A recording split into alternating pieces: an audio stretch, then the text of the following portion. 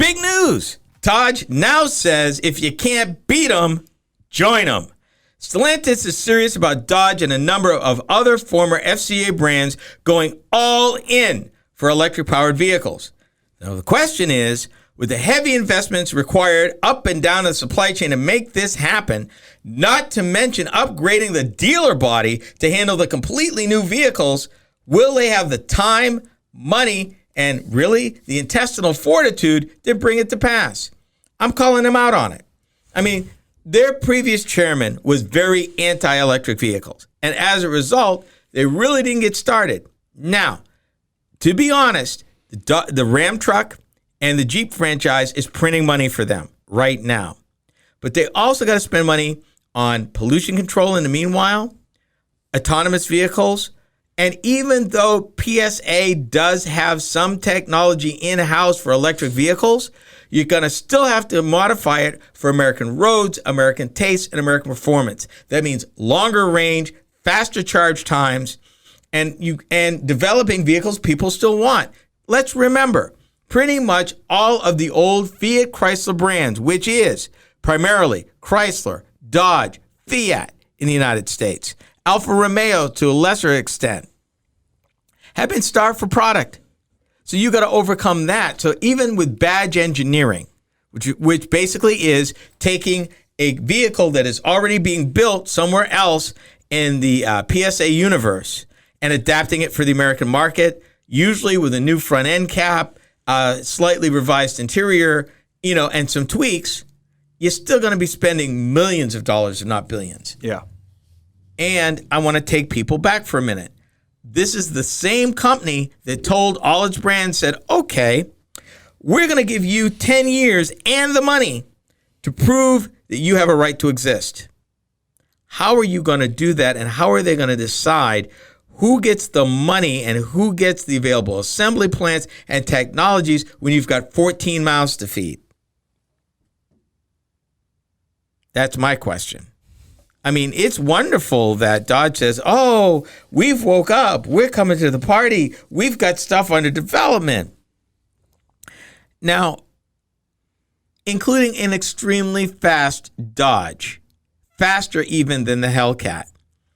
Are they feeling a little heat from Elon Musk, maybe? Did their feelings get hurt? Oh, and did an electric car beat them? And Ford and Toyota. I mean, oh yeah, you mean the speed. Gotcha. I just meant electric vehicles coming around in general. Well, it's not just electric vehicles, but it's autonomous vehicles. It's all the technology that goes with it. The battery tech. The plants would have to be completely gutted. Dealing with the unions. The times are a-changing. Because you're talking about a situation where you're going to have fewer jobs, full stop. And a lot of those, because of the way that electric vehicles are made, will be automated. Now, you got the money to automate your plants, number one. Number two, which plants you're going to automate? Number three, how are you going to break this union? It's going to be expensive. Whether it's buyouts, however you do for contracting the workforce over the next few years. What about your supplier chain? Is your domestic supplier chain up for the challenge for what you want? And here it is. Ford's developed stuff in-house. Tesla's developed stuff in-house. GM has developed stuff in-house.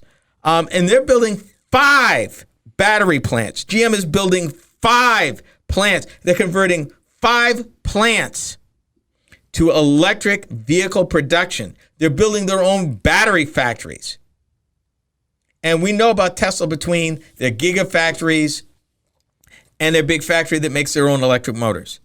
How are you going to compete against that? And there's some rumor that there's going to be an electric Ram pickup. You think you can beat Ford and GM right now? Because what GM has decided to do, and it's brilliant on the fact that GM is becoming the foundry or the supplier to the electric vehicle industry in the United States. Honda, Nikola, you name them. It's GM batteries or GM fuel cells going into those vehicles. GM got smart and said, we're going to make our investments in the supply chain count, not just for our own products, but for everybody else's. And you know what they gain from that? Experience and economies of scale, which means the more they make, the better they get, the lower the cost, the better they get, the more technology, the better they get. And soon, nobody will be able to touch them because they're going to have it in a nutshell, just like the semiconductor industry is basically condensed into two companies. GM, find new roads. Yeah. To electric batteries. But that's where they're at. Yeah, no, I'm being serious. And to me, it's a brilliant strategy. Yeah, I agree. Because there's so much to be done there. Like we talked about with second-use batteries, too. Mm-hmm. You figure out how to utilize second-use batteries. You have a whole other side business, in a sense, where you can just sell And right those. now, if you are providing the chassis, you're providing the battery packs, you're providing the fuel cells, that even trucks that are going to fuel cell electrics are using GM's fuel cell technology. They're buying it from GM. I mean, so I'm wondering how Stellantis, coming late to the party, I mean, PSA probably has some functionality, but it doesn't even, it pales against Tesla and what GM is doing. You come to the party now, and yeah, you selling some stuff in Europe, but how are you going to get there? I mean, the Wrangler 4xe, which, by the way, Roadworthy Drive will be getting one late this summer. Woo-woo. But it's a plug-in hybrid. Woo-woo. It's not a pure electric. It only has a pure electric range of 21 miles, but even that was successful. 1/3 of their sales last month was this new vehicle for Jeep Wrangler. Oh, wow. 1/3 of Wrangler sales, I should say. Excuse me. So it was 20.1% of the total. And they say that the Jeep Wrangler 4xe is now the best-selling plug-in in the U.S., outselling the Prius Prime. But again, I ask, plug-in, you guys are just getting here now? For a plug-in? What are you doing, Stellantis? You're just getting here now? Come on. With a plug-in hybrid? Yo, people, the smart money, the cutting-edge money is on pure electrics, either battery or fuel cell, and whatever chemistries you choose to use. Solid-state lithium metal, fluoride, a whole bunch of other chemicals.